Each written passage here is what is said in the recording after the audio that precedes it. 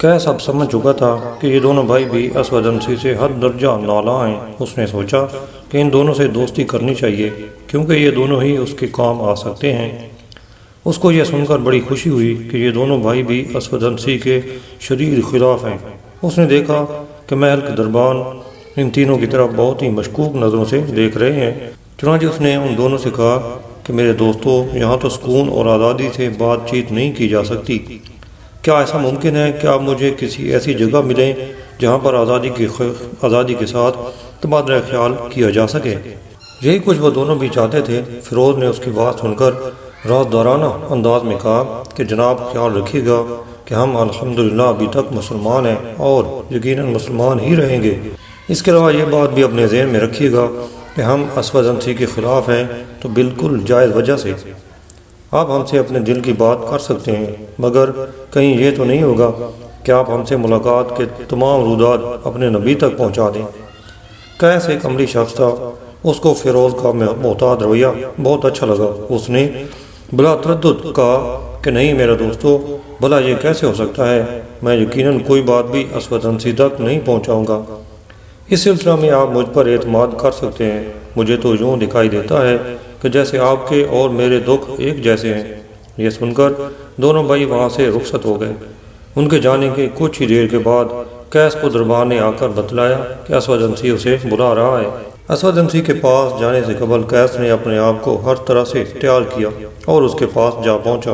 कैस ने देखा कि असवद एक छोटे से कालीन पर नीम दराज है और एक उम्दा गाँव तकिया पर टेक लगाए हुए है। कैस ने उसके आगे खड़े होकर उसको ताज़ीमी इस्लाम किया और गुलूगीर अंदाज में अर्ज़ किया, हुजूर, मुझे तो आज आपकी खिदमत में बहुत ज़्यादा ताख़ीर से बुलाया गया है। क्या मुझसे कोई गुस्ताखी हो गई है। असवद अंसी इस दौरान उसको बड़े ही गौर से देखता रहा।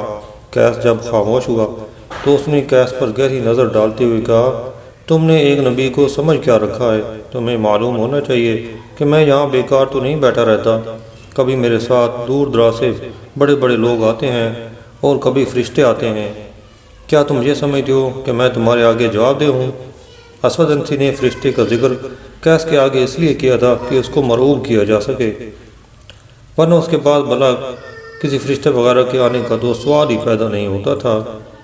ये हो सकता है कि उसने सफली उलूम के ज़रिए कोई बदरू या कोई मौक्कल वगैरह काबू कर रखा हो। कैस ने किसी कदर खौफजदा होते हुए अर्ज़ किया, हुजूर, क्या मुझे भी इसलिए ताख़ीर से याद फरमाया गया कि आपके पास फरिश्ता बैठा हुआ था।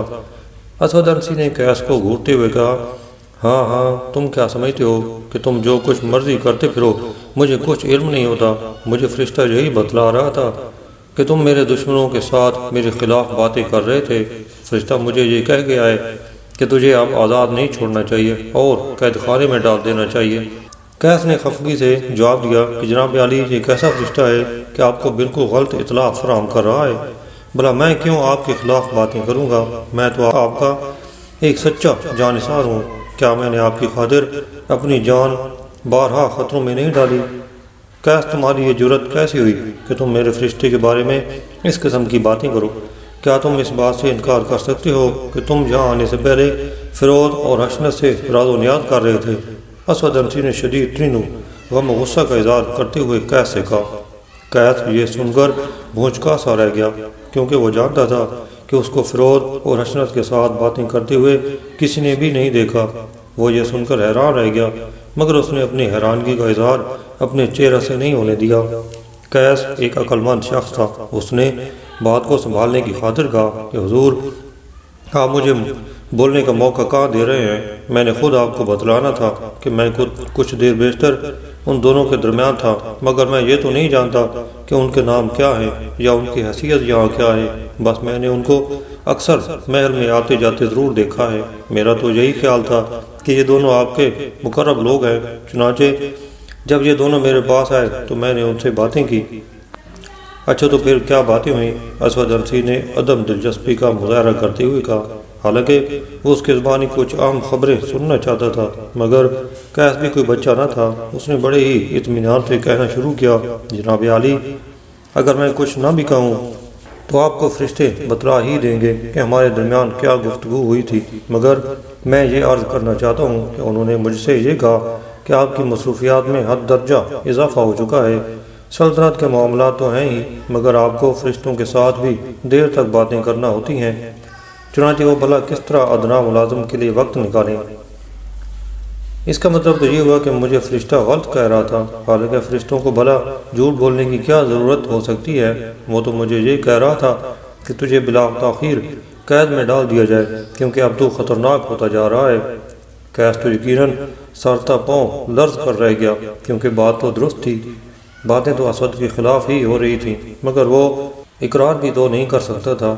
اسود انسی نے ایک گدھے کو سدھا کر اپنے قبیلہ کے بڑوں کو گدھا بنایا تھا، مگر اب کیس نے اسود ہی کو گدھا بنانے کا تہیہ کر لیا۔ کیس نے بڑی مکاری کے ساتھ اپنا سر اسود کے پیروں پر رکھ دیا اور آہذاری کرتے ہوئے کہنے لگا، جناب عالی، اب مجھے اپنی زندگی بالکل بیکار دکھائی دینے لگی ہے، کیونکہ آپ کو میرے یعنی کیس مرادی جیسے سچے جانساز کی وفا اور اس کے ایمان پر ہی یقین نہیں رہا۔ اب یہ غلام زندہ بھی رہ کر کیا کرے گا؟ آپ مجھے زندان میں مت ڈالیں، بلکہ آپ مجھے فوراً قتل کروا دیں۔ اب بھلا میری زندگی کا کیا مقصد رہ گیا ہے؟ ایسی زندگی سے تو موت اچھی ہے۔ اسود انسی اس کے بچھائے ہوئے جال میں آ گیا۔ کیس کو اس نے خود اٹھ کر اٹھایا، اور جب کیس کا چہرہ اس کے سامنے آیا تو اسود نے دیکھا کہ آنسوؤں سے کیس کا چہرہ تر تھا۔ اے کیس، فی الحال تو اپنے گھر چلا جا اور مجھے کچھ وقت دے تاکہ میں فرشتہ سے تیرے بارے میں پوچھ لوں کہ کیا تو سچ کہہ رہا ہے۔ میں ابھی تجھے کچھ بھی نہیں کہوں گا۔ یہ سن کر حقیقتاً کیس کی جان میں جان آئی اور اس نے وہاں سے نکلنے میں قطعاً دیر نہیں کی، مگر اس نے نہایت عقل مندی کا مظاہرہ کیا اور خوشی ظاہر نہیں ہونے دی۔ آہستہ آہستہ وہ محل سے باہر نکل گیا، مگر اس وقت اس کے ذہن میں اگر کوئی سوچ تھی تو وہ یہی تھی کہ اب وہ کسی بھی طرح اسود انسی کو زندہ نہیں چھوڑے گا۔ کیس یہ جان چکا تھا کہ اب اسود انسی دراصل اس پر پہلے جیسا اعتماد نہیں کرتا۔ جب وہ یہ سوچتا تو اس کے دل و دماغ پر اس کے موکل کا یقین راسخ ہو جاتا کہ واقعی اس کے بعد کوئی موکل یا فرشتہ ہے ضرور جو اس کو ہر طرح کی خبریں فراہم کرتا ہے۔ اسی یقین میں یہ بھی شامل تھا کہ اسود انسی واقعی ایک نبی ہے۔ پورے یمن کی طرح دارالحکومت صنعاء میں بھی اہل اسلام نے خود پر خاموشی طاری کر رکھی تھی۔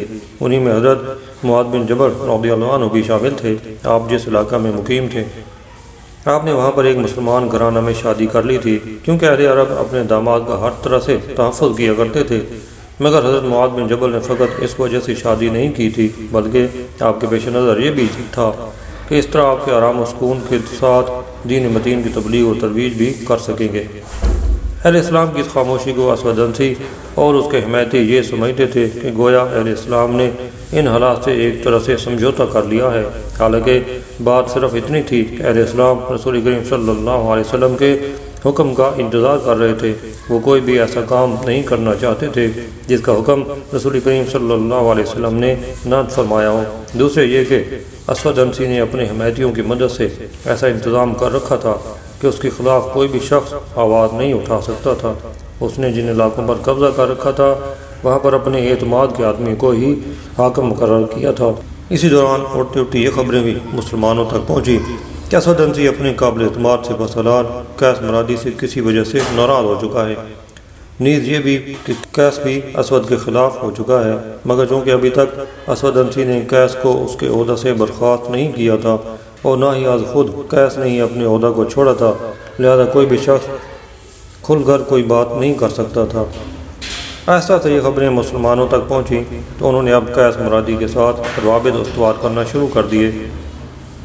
انہوں نے کیس کو یہ کہنا شروع کر دیا، ایسے بسالار اعظم، اب آپ کی خیر نہیں، اب تو ہمیں دراصل یوں دکھائی دیتا ہے کہ جیسے اسود انسی آپ سے پیچھا چھڑانا چاہتا ہے۔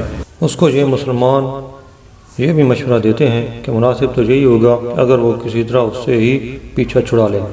ابھی وہ اس انتظار میں ہی تھے کہ مدینہ طیبہ سے کوئی حکم وارد ہو کہ انہیں یہ معلوم ہوا کہ کیس بھی اسود انسی کے خلاف ہے، اور نہ صرف کیس بلکہ اسود انسی کی بیوی آزاد کے دونوں دودھ شریک بھائی بھی اسود انسی کے شدید ترین مخالف ہیں۔ چنانچہ انہوں نے باہم مشورہ کیا کہ اب دیکھتے ہیں کیا ہوتا ہے، ہو سکتا ہے کہ یہ تینوں مل کر اس کو قتل کر دیں اور یوں بے تحاشا لوگوں کی جانیں بچ جائیں۔ کیس تک پہنچنے والی ان تمام تر خبروں نے در حقیقت اس کی راتوں کی نیندیں اڑا کر رکھ دی تھیں، اور وہ ہر وقت اپنی زندگی بچانے کی ہی تدبیریں کیا کرتا تھا۔ جس دن سے وہ اسود کے محل سے بے آبرو ہو کر نکلا تھا، دوبارہ اس نے اس کے محل میں جانے کی غلطی نہیں کی تھی۔ ایک روز اچانک اسے حکم ملا کہ جس قدر جلد ہو وہ اسود کے محل میں پہنچے۔ قیس تو یہ خبر سن کر ہی سر تا پاؤں کانپ کر رہ گیا کہ نہ جانے اب کون سی افتاد اس پر پڑنے والی ہے، مگر مرتا کیا نہ کرتا کہ مصداق اس کو محل میں تو جانا ہی تھا۔ قیس نے اس مرتبہ یہ ضرور کیا کہ اپنے ہمراہ اپنے 10 بااعتماد مسلح ساتھی بھی لیتا گیا۔ اسود عنسی کو بھلا اس بات کی توقع کیوں کر ہو سکتی تھی؟ قیس کو اسود نے بڑی ہی خشمگی نگاہوں سے دیکھا اور پوچھا کہ اے قیس، میں نے تو صرف تجھے ہی طلب کیا تھا، مگر تو اپنے ساتھ یہ مسلح لوگ لے کر آیا ہے۔ کیا میں اس کا کوئی مطلب سمجھوں؟ کیا تو مجھ پر روب ڈالنے کے لیے انہیں یہاں لایا ہے؟ یا حضرت، بھلا آپ کیسی باتیں ارشاد فرما رہے ہیں؟ میں کیوں کر آپ پر روب ڈالنے کی کوشش کرنے لگا؟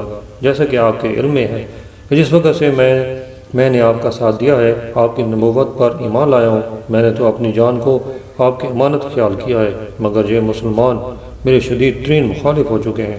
ان کا خیال یہ ہے کہ آپ کی کامیابی میں میرا ہی ہاتھ ہے۔ میرے دوستوں نے مجھے یہ خبر بھی پہنچائی ہے کہ مسلمان میرے قتل کی سازشیں کر رہے ہیں۔ مجھے یہ بھی اطلاع ملی ہے کہ مسلمانوں نے آپ کو بھی میرے خلاف بھڑکانا شروع کر دیا ہے۔ اب میرے لیے بات ضروری ہو چکی ہے کہ میں حتی المقدور اپنی حفاظت کروں۔ قیس کی ان باتوں پر کسی بھی قسم کا رد عمل کا اظہار اسود عنسی نے نہیں کیا، بلکہ اسے حکم دیا کہ اپنے ساتھیوں سے کہے کہ یہ محل سے باہر چلے جائیں۔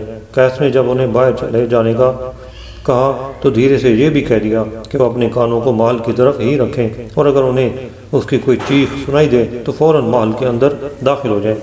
قیس جب اپنے ساتھیوں کو محل سے باہر جانے کا کہہ کر اسود کے پاس آیا تو اسود عنسی نے بڑی ہی فکر مند انداز میں اسے کہا، اے قیس، میں کیا کروں؟ تیری باتوں سے میں ضرور کچھ سوچنے پر مجبور ہو جاتا ہوں، مگر مجھے فرشتہ یہی کہتا ہے کہ تو میرے دشمنوں کے ساتھ میرے خلاف سازشیں کر رہا ہے۔ وہ یہ بھی کہتا ہے کہ تجھے بطور سزا موت کے اندھیرے کنویں میں پھینکوا دیا جائے۔ اب میں کیا کروں؟ تو بھی میرا بااعتماد اور جانثار ساتھی ہے، اور فرشتہ بھی قطعاً جھوٹ نہیں کہتا۔